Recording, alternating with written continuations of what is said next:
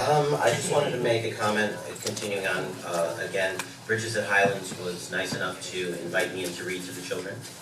We had our National Day of Reading. I went to multiple locations, Bridges was one of them, thank you.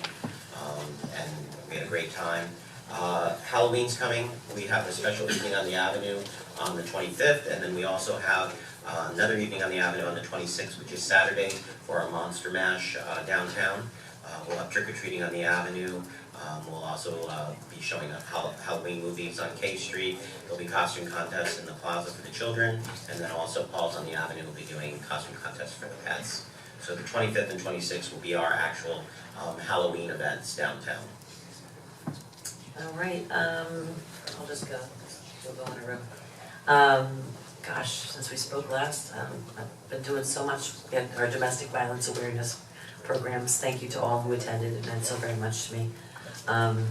We also had, let's see, we had the Feast of St. Michael there on F Street that we went out and enjoyed a lot of great food and fun. We had the Blessing of the Animals that you had there too.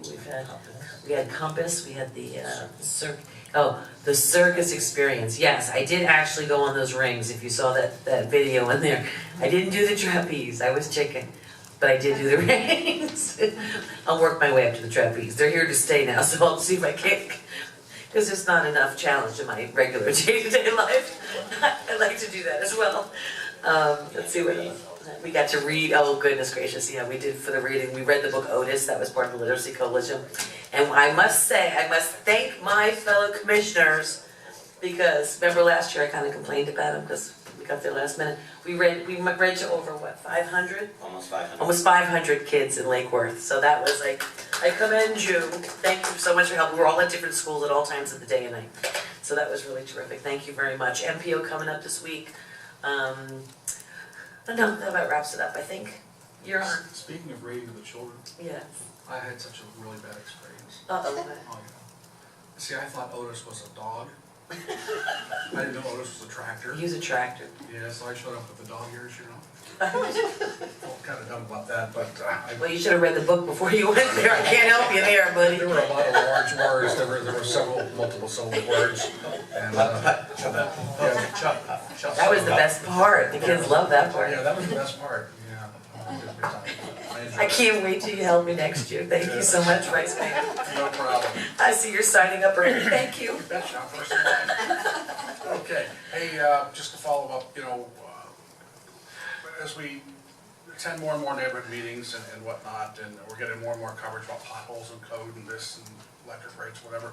Just want to ask staff, like, where are we, if anywhere, any progress that we're making on putting together a presentation that, you know, that we can take on the road to talk about code enforcement, a presentation that we could take on the road to talk about last night at our Dixie Highway Business meeting. Oh, sorry, we didn't talk about that. You know, I kind of tricked them when I said, how many people know that your rates went up? Your electric rates went up the last 3 years, and actually there were people raised their hands. So we're not messaging, we're not effective in our messaging over the good work that we're attempting to pull off here with respect to our electric rates and the efforts that we're making towards code enforcement relief. And I really think we have to do a more effective job of messaging. We cannot sit here and talk to a room of 40 or 50 people twice a month and expect the other 35,000 to understand, you know, intuitively what's going on. And I would invite the commission to, you know, get behind me with that effort. We've got a message. We can't just keep doing these things in a vacuum and not promoting the fact that we are moving in a different direction and things are getting better. I agree with you 1,000,000,000,000%, because you know that's what I do for a living, but I have to say, as we sat here and nickel and dimed them through the budget process and how many jobs have been added and how many half jobs and how many this jobs, we don't have a public information officer. We don't have a marketing director, we don't have a marketing budget. I mean, it's up to staff to do 16 more jobs to their job description to add it to them, and if they have knowledge of doing that.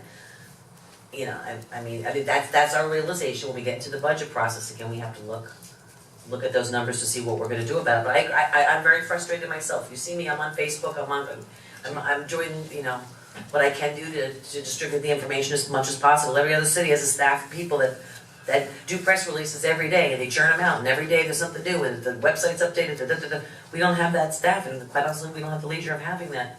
Right now, we're very tight on our budget, and we're making I agree, I'm frustrated. Well, you know, the one issue in particular that really frustrates me is code enforcement. A lot of folks are frustrated with code enforcement. They think that if they call code enforcement and they've reported a specific piece of property, and code enforcement goes out there and visits that particular piece of property, that magically is gonna happen. And that's not what the process affords us. Ideally, it could afford us that, but that's not what we're getting. And there's a frustration level because the perception is the city is not addressing these issues. But in reality, we are addressing the issues. There's a process that has to be undertaken, due process, it's a, legal due process. And folks, the average person doesn't understand what that process is. They don't know what that process looks like. And they're getting frustrated because nobody is there to tell them what the process is. It doesn't take away the fact that they're living next to a blighted piece of property. It doesn't take away their frustration, anger, or anger issues. But it's important they should understand that we're not just dismissing their pleas for help. I think that would be a good place to do, like we did with the utilities, to do an informational piece in the newsletter to talk about what the process, just like a 1-2 for neighbors if you're experiencing, if there's a problem property, it would be great if we could simplify that down to what the processes are for them to take care of it. When they do that, how long they should expect a response, or it would be, to do something simple like we've handled before with utilities in the newsletter. I think that would be a great idea if we can. I'd be more than happy to help and volunteer my time to put something like that together. And that's great, but I think that we also need to, we need to offer a narrative with how the process works. Because the punchline of the process, the cruel punchline of this process is, at the end of the day, if a property owner does not want to comply with their property, they absolutely do not have to comply with their property. That's the bottom line. We have a finite amount of resources and tools in our toolbox that we can, bring to bear to try to get that property into compliance. And I don't think the average person in our community understands that. And we need to make that impression. We all have got to work together, and the neighborhood associations are doing a great job. We all have got to kind of work together and confront this for what it is. You cannot force a property owner to comply with their property. The state law does not provide for that. And we need to find, creative ways to get that property to comply. Okay, and that's a message that everybody needs to understand, because there are some very frustrated, now we're getting, the TV crews are showing up in town as if we're not addressing these issues. No, they were here, I was speaking with them earlier today. We are addressing the issues. But, the reality of it is, code enforcement is one of those things in the state of Florida the average person knows very little about. The media doesn't understand how code enforcement works. So you got the media out there thinking they got a juicy story, when in reality there's no story. Yes, there's a blighted neighborhood or a blighted house and there's some frustration level, but is that really the story? The story is, do we need to go to Tallahassee and ask Tallahassee to give us a different mechanism to bring us some relief? As long as the state of Florida is going to require, in terms of our ability to generate revenue to run a municipality, if they're going to if we have to rely on property values as a primary source of revenue, then they've got to give us the tools and the ammunition we need to stabilize and maintain our housing stock and our property values. You can't have it both ways. But in the meantime, we've created the ordinances that we have to catch us up to speed on being able to do, because we've been behind on that one as well, too. So we brought in all these new ordinances so that we were able to handle what we can. Yes, you're looking smiley. What would you like to? No, it's not a smiley issue. Here's the tremendous frustration from the staffing side of this. Oh, trust me, we're just as frustrated. Yeah, I know you are, because you're bearing a brunt, just as we are, and there's a constant barrage. And we're also going through it too, with our neighbors and our... Absolutely.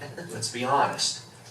Code enforcement has not functioned well in this city for a long time. There are fundamental issues to the process, to the laws, to the staffing, to everything in code enforcement. And this has been something that I know that y'all have been working on for at least the time I've been here, if not maybe a couple of years total. And there's a recognition that people have complained about the same things again and again. And what I'm having trouble is trying to message, just like you're saying, Commissioner Maxwell, and still work and tell people things are on the verge of significant changes. but they're not going to believe it until it actually starts to happen, because the last thing they want to hear from me is the same thing they've heard over and over again. What I can say is, we've gotten almost everything in place now, between 30 some odd laws that have been changed to update this antiquated code to do the best we can. We've modeled after the Milwaukee model, which you're familiar with. We've gotten the ability, you know, we're getting close to being able to put it on the tax roll, bill. There's RFPs that are out right now for lot clearing, board ups, and demolitions. We've got a building official in place. We have a new legal team that brings such a wealth of ability for liens, foreclosures, and all the things we've talked about. Got a new special magistrate. And the final piece that we're working on is we've had a problem in staffing. And we have that out for, we would be the first city in Palm Beach County if we come back with a successful contract for code enforcement staffing. And all those things have to be in place because it hasn't worked in the past. We've spent over $900,000 a year on code enforcement, and it's not working. We've been working, at least I can say, nonstop on this issue since we've been here, and it takes time. And nobody's going to believe me it's going to work until it actually is working. And I feel it's disrespectful for me to really give anybody a bunch of chin music about code enforcement right now until it's up and functioning. Now, we can message better and we can do that. And Commissioner, you're absolutely right. But it's just a very frustrating set of circumstances because right now I'm getting a lot of grief and heat because for some reason I'm now to blame for the fact that code enforcement hasn't worked for 26 years. When indeed we're this close to actually making a difference. And it's very, very frustrating. But, you know, y'all hired me to put my head down, not to be friends with everybody, but to actually get some things done, and staff is actually getting close. And on top of that, we just had an economic downturn, there's no staff, there's no resources to do what we're trying to do to begin with. Y'all realize that. If you've got a way to message this, tell me what it is. Because it's not easily understood by most people. We meet with people, they come in here, and at the end of the meeting, we go through an hour-long discussion on what I just tried to say. And you know what they do? They turn their head sideways like a poodle and go, but I still want you to do this. You know, and it's like, did you not hear anything I just said? It's very frustrating. So, that was my vetching and venting my spleen on this issue as well. I think the five of us understand the direction and the upside of what we're doing. But we've got to be, we only hold so much exposure on a day-to-day basis with folks.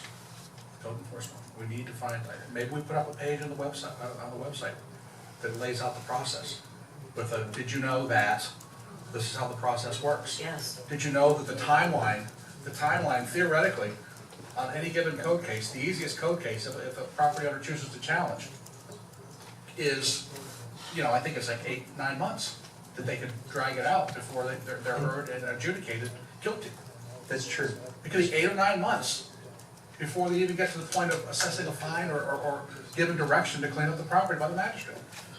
But people don't know that. They don't know that. So, and you're right, as soon as things start to happen, it'll be a little bit different. But it's coming to You know, a crescendo. in a normal functioning Frustration. city, an ideal situation, it's functioning and people call in and they get these problems resolved, or they're resolved before there is a problem. That's where we need to be. That's really what we're trying to accomplish here, is functioning processes and systems that they're staffed and they run competently and efficiently. That's the goal here. Stopping constantly doing hand-to-hand combat because people don't trust or they don't like personalities, it's got to stop. That's what's held the city back for so long. And I feel besieged, and I feel belittled and argued against trying to do the very thing people want us to do. It's never going to be resolved until we fix it and commit to it. And you guys have done it. You've committed to doing this. You know, getting beat up along the way here and there, it's like being kicked to death by mice. I don't know what to do. It feels like that some days. So help is on the way. And these Well, that's- the five things that you spoke to, City Manager, when they come together, I think are going to give us a much sharper point on our spear when it comes to dealing with the violators. But that's only going to lump off so many. There's still going to be the chronic folks that, and we can deal with that. Yeah. And eventually, you know, the fact of the matter is, there's too many dysfunctional properties in the city. There's not enough functional properties in this city for the city to afford itself. People have to realize this. 87% of the residential properties in the city have an average taxable value of less than $37,000. I can't run this business on that. That's right. That's messed up. It is messed up. All right. And just know too that this is, you know, I appreciate all the comments that you made and talking about the good things. You know, I'm always trying to bring up the good things, but you do feel like you're getting beat down when it hasn't. We're not making our message. When you said that last night, I thought, I watched as you said that, did you know? And they were like, you know, and so, you know, we're not doing it. It's just that my husband calls me the fixer. He says, you know, all you do is fix. You know, you go in and you try to fix this and fix that. By the time we're working on something, by the time someone complains about something, we've already been working on it for whatever, we're already aware of it, but by the time they bring it up, now it becomes reactive instead of being proactive, even though we were proactive 8 months before. So it's just the way I've got government people in works. this community that go out of their way to cause problems. There's one person that keeps finding IG reports and is paid by Channel 12 to go out and find stories. And there's no reasoning with people like that. Right. And I have to spend, and you are now having to spend a lot of time stopping what we're doing to fix this city, to do hand-to-hand combat with people that don't want to know the truth or that really what's going on. They want a story because they're going to fill a slot of airtime. And it's taken away from, you know, we're trying to do surgery here. I got to stop and fit. Right. For the love of God. What's the expression, lead, follow, get out of the way? And the other one is, if you're not part of the solution, you're part of the problem. I don't see- Let's not pontificate any further than that. We talked about, all right, so going back to the pontificate. No, I know, and we all know what the problems are, It was but either that or the talk. But you know what, we're not here to vent to the public about what our responsibilities are. It's our responsibility to get the job and get it done as quickly as we can. We know what our issues are, we know what we're in for, we signed up for the project, and that's our job and our fate. And that's what we're doing, exactly. Correct. Thanks. Thank you. All right.